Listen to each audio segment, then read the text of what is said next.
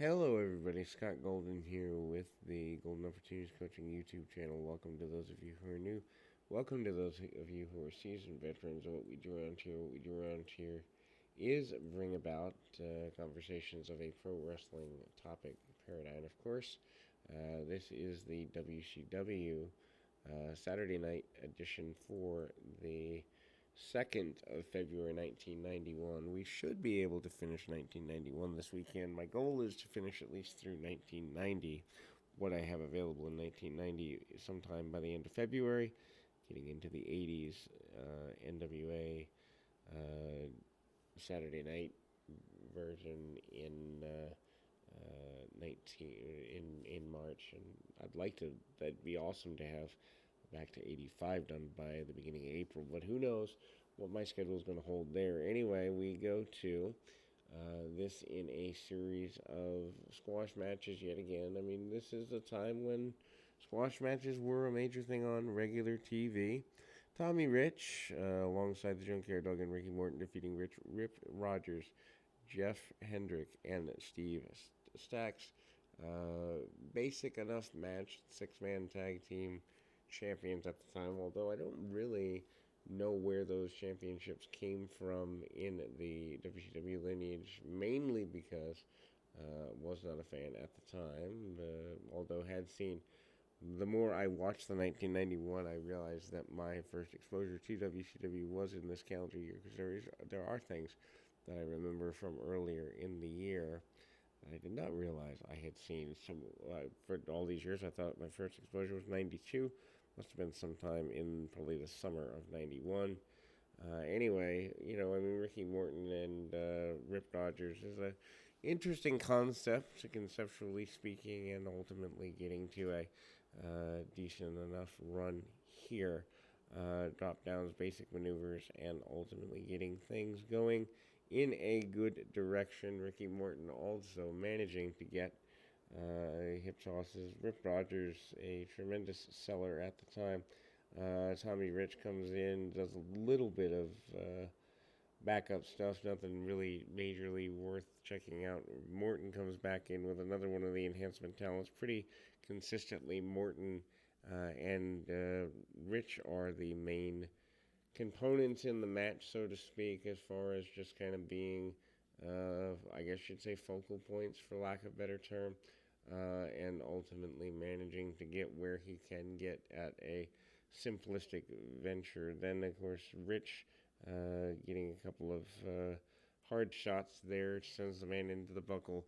Rip Rogers does the majority of selling for his team, takes a drop kick from Tommy Rich. Tommy Rich, of course, former NWA champion, so probably the biggest guy on the team, hits the Thesz press, 1, 2, 3, and away we go here.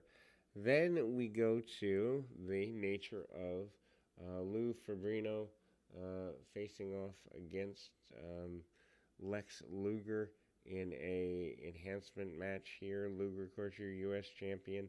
Super basic thing there. Luger does an inset promo talking about being the U.S. champion, wanting to face off against guys like Nikita Koloff and that at the time. Of course, Fabrino manages some strong-looking punches. Luger gets the clotheslines and the torture rack and gets the match over in pretty quick order. Wrestle War coming up in the next little while here, and Luger throws himself into some pretty aggressive runs there. We then kind of see the highlights for the run at Wrestle War, the idea being kind of keeping things going in a positive direction. Terry Taylor up next in another enhancement match here. Taylor doing the babyface thing at the time, although it doesn't really necessarily come there. Deep arm drag, and ultimately getting things going in a positive direction for himself. Taylor, of course, not joining the York Foundation quite yet at this particular juncture, although that comes pretty quickly. Dave Diamond is his opponent during a continual, basic thing there. And it's a pretty basic. I mean, ultimately, this show in general is more about squash matches than anything else. This particular edition, Dave Diamond bumps around for um, Mr. Mr. Taylor here. Taylor eventually hitting the 5 iron or 5 arm and getting a victory there in relatively quick order, as Terry Taylor want to do, and ultimately managing to get a uh, um,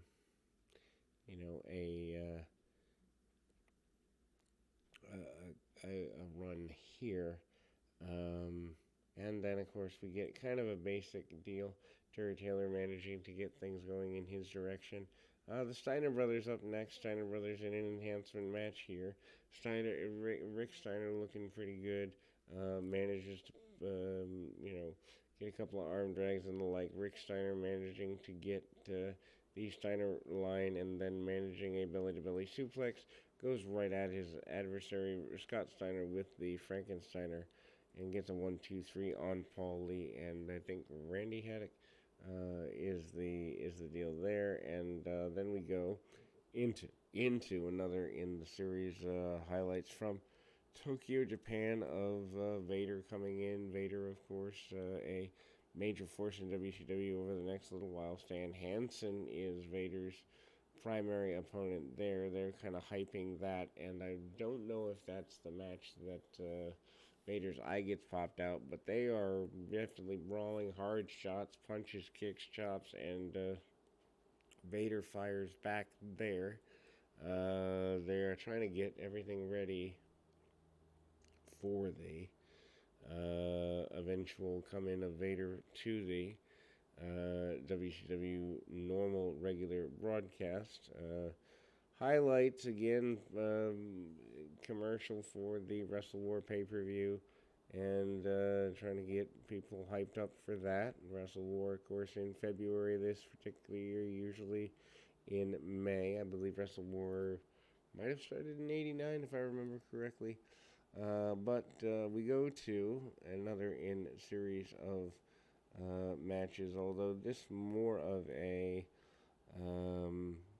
I don't know if I'd say regular match, but Anderson and Wyndham representing the Horsemen.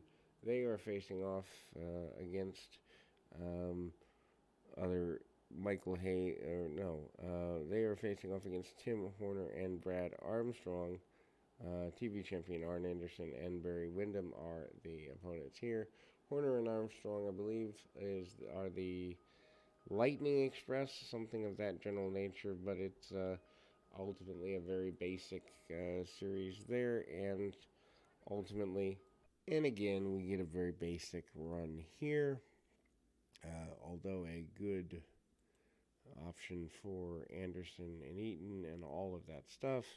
Simplistic stuff there, and ultimately Anderson, kind of managing to do everything he can do as TV champion. Again, a guy who is there.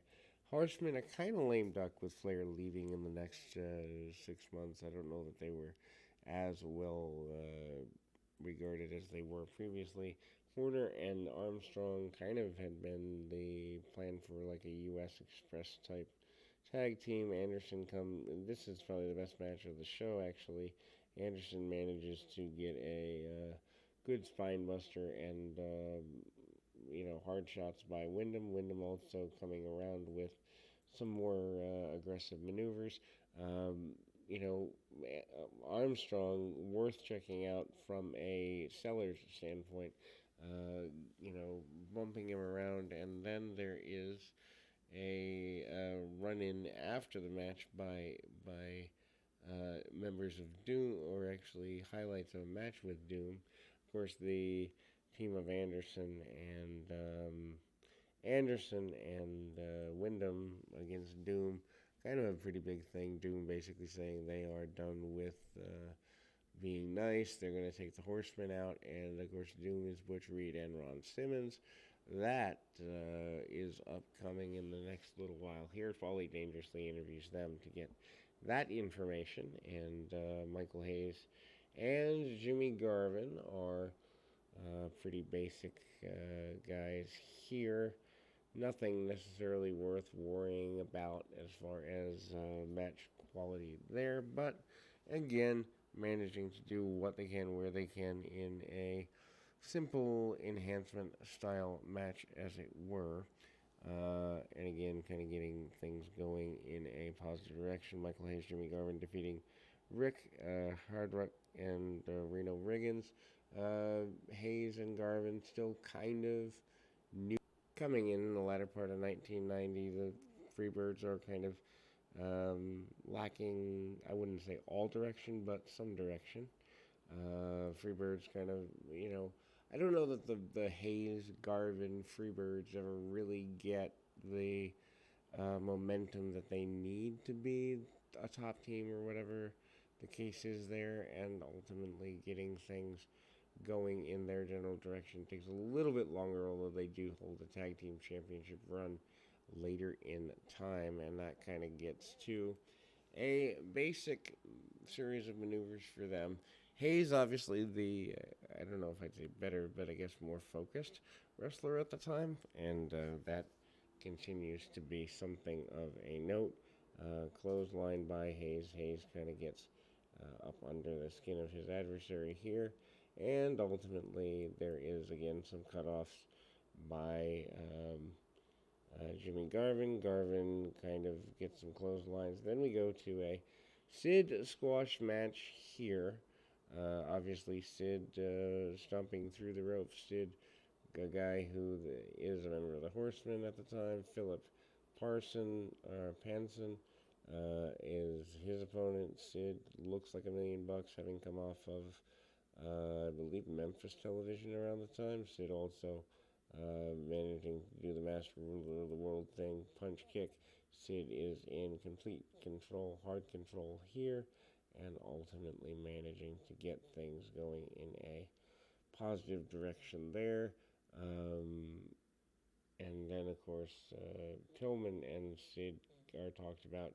Also, there is a confrontation by Terry Taylor getting in the face of Brian Pillman, basically saying he has no problem with Pillman. Pillman saying he has no problem with Taylor, but there's the tease of Terry Taylor turning heel, which eventually does happen through the York Foundation. Tim Parker up next in an enhancement match here. Parker facing off against Bobby Eaton. Night off for Parker for sure. Eaton can make anyone look good, so not a big deal for him either. A bunch of tackles by that, and then ultimately Parker gets a couple of arm drags, hip tosses, and basic stuff here. And then we get the benefit of Bobby Eaton. Eaton manages to get a couple of shots there, and kind of get a couple of arm bars and basic stuff. Eaton trying to keep things on the down low, manages to hit the Alabama Jam, get the victory here. Bobby Eaton, of course, probably the most affected by the ending of the Midnight Express at the time, a 900 number hype video there, and then more on the Wrestle War thing. Giant Gonzalez, a.k.a. Good old El Gigante, does an interview with Jim Ross where he basically says he wants to kill and obliterate Ric Flair. Also, he comes into the ring and faces off against the, I guess, Cruel Connection, the way that's gone. Brian Pillman comes out with him, and ultimately Pillman beats the Cruel Connection, which is a masked, caped, lucha-looking guy, as Ric Flair yells and screams at ringside, wanting to get both Gigante and Brian Pillman upcoming Wrestle War opponents. Simple enough angle, but a little, I don't know, hokey. Anyway, we'll be back with more right after this.